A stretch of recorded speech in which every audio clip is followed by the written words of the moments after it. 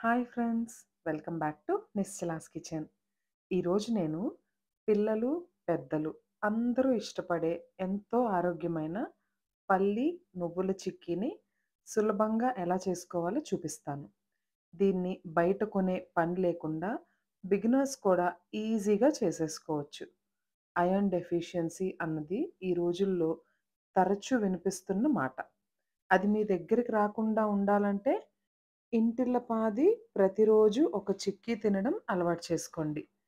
బెల్లం, నువ్వులు, వేరుశనగ పప్పులతో ఈ చిక్కీ ఎలా తయారు చేసుకోవాలో చూద్దామా? ఒక ప్యాన్‌ని స్టవ్ మీద పెట్టుకొని, ఒక కప్ నువ్వుల్ని కొంచెం ఉబ్బే వరకు సిమ్‌లో పెట్టుకొని ఫ్రై చేసుకోవాలి. కొంచెం సేపు వేగిన తర్వాత నువ్వు కొంచెం బబుల్ అయినట్టు కనిపిస్తుంది. ఆ టెక్స్చర్‌లో స్టవ్ ఆఫ్ చేసి నువ్వుల్ని వేరే ప్లేట్‌లోకి ట్రాన్స్‌ఫర్ చేసుకొని ఆరబెట్టుకోవాలి. తర్వాత అదే ప్యాన్‌లోకి 2 కప్పుల వేరుశెనగ పప్పుల్ని వేసి సిమ్ టు మీడియంలో స్టవ్ అడ్జస్ట్ చేసుకుంటూ వేపుకోవాలి. వేరుశెనగ పప్పులు వేగడానికి 10-15 నిమిషాల పాటు పడుతుంది. ఏమాత్రం హైలో పెట్టి వేపినా పైకి పప్పు వేగినట్టు ఉంటుంది గానీ లోపల ఫ్రై అవ్వదు. సో, 15 నిమిషాల పాటు వేపుకున్న తర్వాత, కొంచెం సేపు చల్లారిన తర్వాత ఇలా నలిపి చూస్తే పొట్టు ఈజీగా వచ్చేయాలి. అప్పుడు పర్ఫెక్ట్‌గా వేగినట్టు. ఇప్పుడు ఈ వేరుశెనగ పప్పుల్ని కూడా వేరే ప్లేట్‌లోకి ట్రాన్స్‌ఫర్ చేసుకొని, పొట్టు తీసుకొని బద్దలుగా చేసుకోవాలి. మామూలుగా అయితే పూరీ కర్ర లాంటిదేదన్నా వాడి దాంతో క్రష్ చేసుకోవచ్చు. ఇక్కడ కొంచెమే ఉన్నాయి కదా అని చెప్పి నేను చేత్తోనే చేసేస్తున్నాను. లేదంటే ఏదన్నా ఒక చిన్న కప్పు తీసుకుని, ఆ కప్పుతో కొంచెం మెదపడానికి ట్రై చేసినా సరే, తొక్క ఊడిపోయి బద్దగా వేరుశనగపప్పు వచ్చేస్తుంది. చూడండి, ఆల్మోస్ట్ నేను చేత్తో చేస్తేనే ఇలా మాక్సిమం పొట్టంతా ఊడొచ్చేసింది. ఇప్పుడు ఈ పొట్టుని చెరుగుకోడానికి ఇలాంటి చిల్లులు గిన్నె ఏదన్నా ఉంటే దాన్ని తీసుకుని, దాంతో స్క్రీన్ మీద చూపిస్తున్న విధంగా పొట్టుని సెపరేట్ చేసుకోవచ్చు. ఒకవేళ డైరెక్ట్‌గా చాట్‌లో వేసి గాని చెరిగితే ఇల్లంతా పడి కొంచెం ఇన్‌కన్వీనియంట్‌గా ఉంటుంది. చూడండి, ఎంతో ఈజీగా పొట్టు నుంచి పప్పు సెపరేట్ అయిపోయి, ఆ పొట్టంతా కూడా ఇలా కిందకి ప్లేట్ కిందకి గ్యాదర్ అయిపోతుంది. ఇప్పుడు ఈ పొట్టుని పడేయాల్సిన అవసరం కూడా లేదు. జస్ట్ ఇలా సెపరేట్ చేసిన తర్వాత ఇంట్లో ఉండే మొక్కలకి ప్రతి పాట్‌లో ఒక్కొక్క గుప్పెడేసేయండి. ఇప్పుడు పొట్టు తీసేసిన తర్వాత ఈ వేరుశెనగ పప్పుల్ని ఇంకొక్కసారి స్టవ్ మీద పెట్టి, స్టవ్‌ని సిమ్‌లో ఉంచుకొని, ఒక్క 2 మినిట్స్ వేపి పక్కన తీసి ఉంచుకోండి. ఇవి ఆ ఎక్స్‌ట్రా క్రిస్పీనెస్ కోసం. తర్వాత అదే ప్యాన్‌లో 1/4 కప్పుల బెల్లంని యాడ్ చేసుకోవాలి.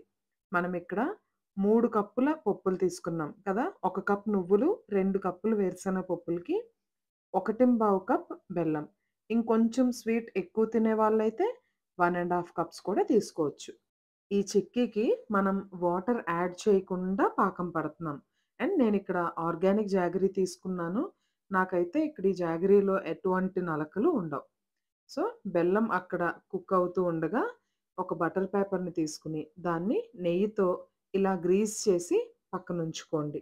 బటర్ పేపర్‌తో పాటు ఏదన్నా ఒక గ్లాసుకి గానీ, కప్పుకి గానీ కొంచెం నెయ్యి గ్రీజ్ చేసి పక్కనుంచుకోండి. ఇదెందుకో తర్వాత చెప్తాను. పాకం పట్టుకునేటప్పుడు స్టవ్‌ని మీడియంలో ఉంచుకొని కలుపుకుంటూ పాకం పట్టుకోవాలి. ఇప్పుడు పాకం రెడీ అవుతుండగా అందులో ఒక స్పూన్ నెయ్యి యేసుకొని బాగా కలుపుకోవాలి. ఇప్పుడు ఒక్కసారి పాకం రెడీ అయిందో లేదో మనం చెక్ చేసి చూద్దాం.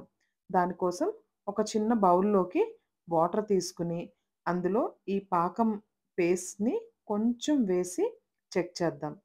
ఈ పాకంకి మనకి గట్టి పాకం కావాలి. అంటే ఇప్పుడు ఆ వాటర్‌లో వేసిన ఉండని కప్‌లో కొడితే టక్‌మని సౌండ్ రావాలి. ఇప్పుడిక్కడ ఇంకా నాకు పాకం రెడీ అవ్వలేదు. చూడండి, ఇంకా జెల్లీ టెక్స్చర్‌లోనే ఉంది. సో, ఇంకొంచెం సేపయిన తర్వాత మళ్ళీ చెక్ చేసి పాకం వచ్చిందో లేదో చూద్దాం.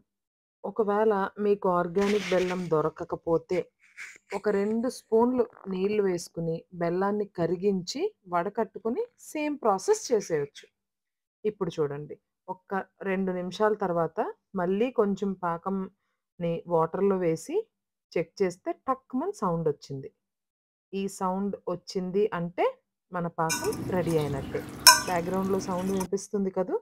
ఈ సౌండ్ వచ్చిన తర్వాత ఈ పాకంలోకి మనం ఫ్రై చేసి రెడీగా ఉంచుకున్న నువ్వులు, వేరుశెనగ పప్పుల్ని యాడ్ చేసుకొని ఒక్కసారి కలుపుకొని స్టవ్ ఆఫ్ చేసేయాలి. అంతే. ఇంకా ఆల్మోస్ట్ మన నువ్వులు, వేరుశెనగ పప్పుల చిక్కీ రెడీ అయిపోయినట్టే.